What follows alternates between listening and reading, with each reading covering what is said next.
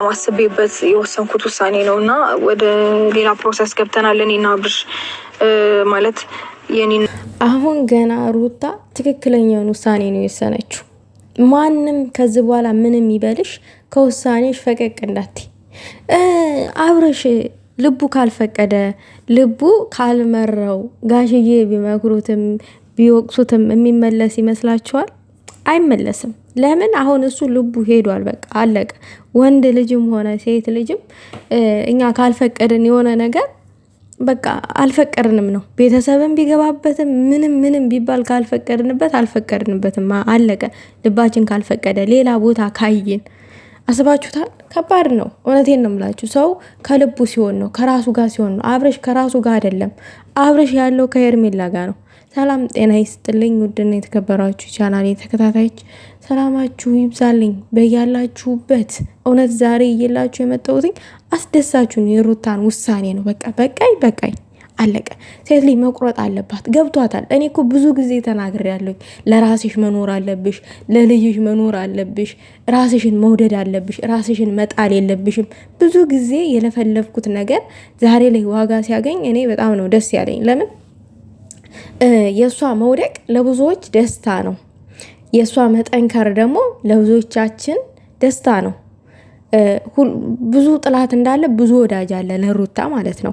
ሴት ሆነው ራሱ ሩታን ይጠሏታል። ሴት ሆነው ራሱ የሩታን ውድቀት ቁጭ ብሎ የሚጠባበቁ አሉ።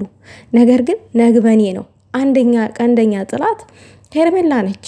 እንደ ሴትማ ቆማ ብታስብ ኖሮ አንድ እመጫት ገና እንኳን ጡቷ ያልደረቀ ማለት ነው እመጫት ሴት ቤት ተቀምጣ ባል ይዞ ማማለል ምን ይሉታል? ይህ አሁን ልክ ነው? ሩታ እንደው ጠንካራ ልብ ስላላት እንጂ እንደኔ ወይንም እንደ አንዳንዶቻችን ቢሆን እንደው በህይወት የምንቆይ ይመስላችኋል? በጭራሽ። አስባችሁታል? ከባድ ነገር ነው ይሄ። እንደ ቀላል የሚታይ አይደለም። ግን እሳ ደግሞ ነገር ሲበዛ ጥሩ አይደለም። መወሰን አለብን። ህይወታችን ሁሌ እየተጎዳን እድል እየሰጠን ይሄ ሁሉ ሊሆን የቻለው ሩታ ለአብርሽ ከአንዴም 3 5 በላይ እድል ስለሰጠችው ነው። እድል ባሰጠው በቃኝ ብላ ቆርጣ ቢሆን ኖሮ ዛሬ ላይ እንደዛ አትሆንም ነበረ። እንደዚህ መጨማለቂያ አያደርጋትም ነበረ። አብርሽ ጭምልቅልቅ ያለው እድል ስለሰጠችው ሄዳ አትሄድም፣ በቃ ታፈቅረኛለች የሚለው ነው በሙሉ ልቡ ያለው። አብርሽ ታፈቅረኛለች፣ የትም አትሄድም፣ በቃ ከኔ ውጭ የትም አትሄድም፣ ታፈቅረኛለች። የሚያፈቅር ልብ ግን የጠላ ጊዜ እኮ አይመለስም። ሩታ አሁን ቆርጦላታል፣ ጠልተዋለች። እኔ አስረግጬ ስነግራችሁ ጠልተዋለች፣ በቃ ቆርጦላታል። እኔ ደስ ነው ያለኝ። በቃ ሴት ልጅ ቆራጥ ስትሆን ለራሷ ማሰብ ሲጀምር በቃ ላፈራችው ፍሬ ማሰብ መኖር እንዳለባት ስታስብ ስትወስን በቃ የውሳኔ ሰው ስትሆን በጣም ደስ ይላል። በቃ አሁን ላይ ወደፊት እንጂ ወደ ኋላ የለም። ማንም ሰው ምንም ይበል፣ በቃ ራስሽን ነው ማዳመጥ ያለብሽ። ሩታ ራስሽን አዳምጪ። በቃ አለቀ።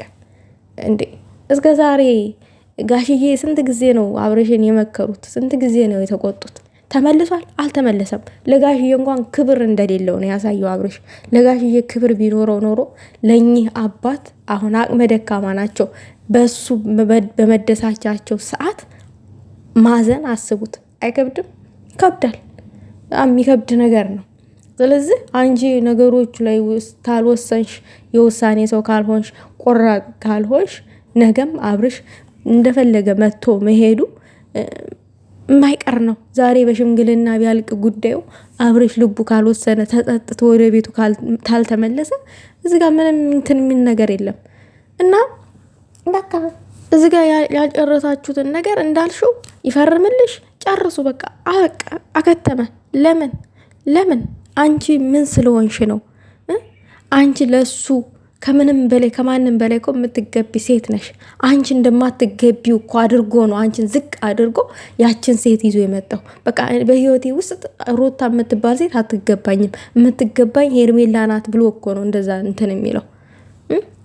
የሚጨማላለቀው ማለት ነው። ስለዚህ አንቺ ለሌላ ሰው እንደምትገቢ አንቺ ሌላ ሰው እንደሚፈልግሽ ጠንካራ ሆነሽ ጅግና ሆነሽ በቃ ኩል ሆነሽ እንደ አምረሽ ደምቀሽ እንደ ሩታ በእናትሽ እምር ብለሽ ደምቀሽ አለባበስሽን ሞር አስተካክለሽ አስተሳሰብሽን አሁን ጨምረሽ ካለሽ ላይ ጨምረሽ በቃ በልጠሽ አሳዩ።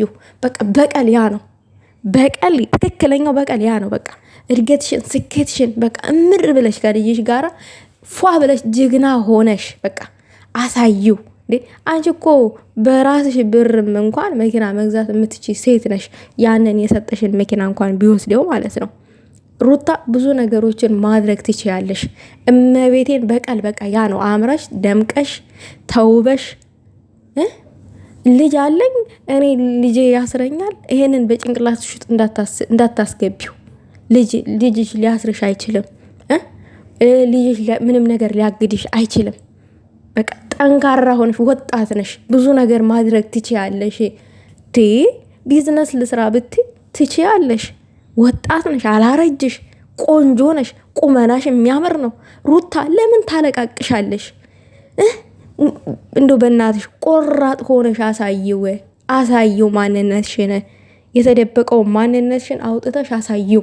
በቃ ምንም ነገር እንደማታደርጊ የትም እንደማትሄጂ ከሱ እግር ስር ሆነሽ ስታለቃቅሽ እንደምትኖሪ እሱን በሙሉ ልቡ የሚያምነው አንቺ እንደምታፈቅሪው የትም ቦታ እንደማትሄጂ አድርጎ ነው እየሳለሻለሁ።